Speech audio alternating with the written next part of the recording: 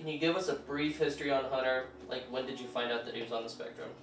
Hunter was born 3.5 months early, and he was diagnosed with autism around 3 years old.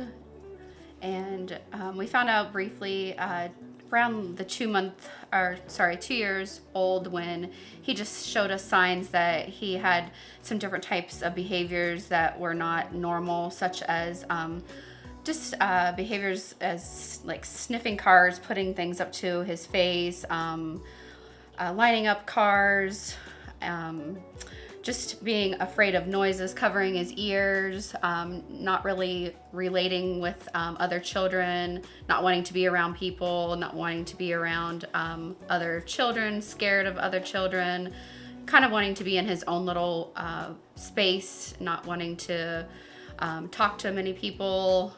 So that kind of gave us the first cues that he was being a little different than a normal toddler would want to be. Do you ever let the community's reactions dictate what you all do as a family? I have in the past. I used to keep Hunter at home because of his behaviors and his attitude and how it affected when we went out in the community. But I've learned along the years that that's not the case anymore. I don't hide him anymore and shelter him from the world, that he is who he is, and it's not going to change anything anymore.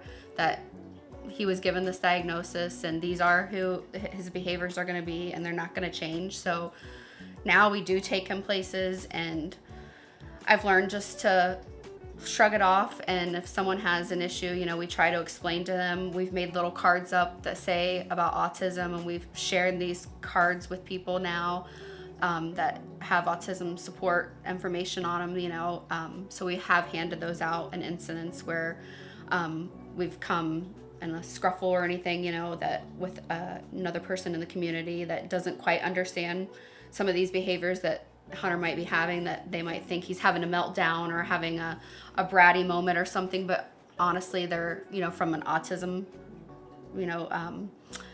moment that he's having, not really what some people might think is a mood or a childish behavior.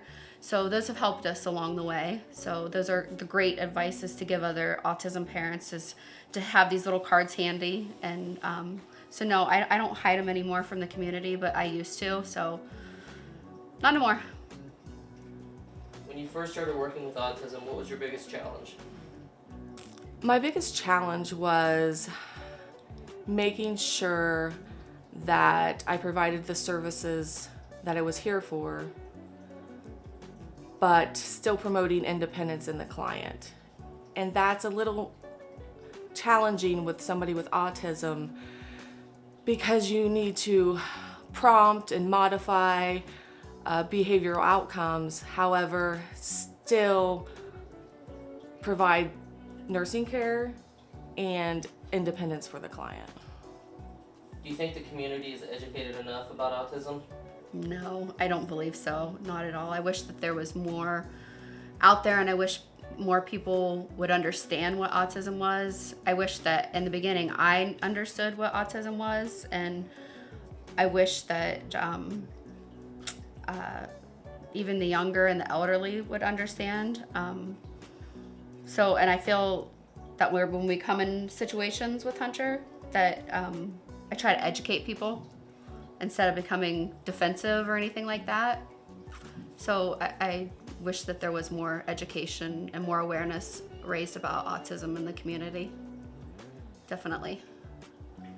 If you were able to tell the entire community one thing, what would it be? Educate yourself, and think before you speak, and try not to judge. That's one thing that I would want to say. Be kind. Know that there's a backstory to every person, the family, the individual. Just be kind, and be kind to everybody. I mean, this is something that shouldn't be just an autism thing. We should be those people in general.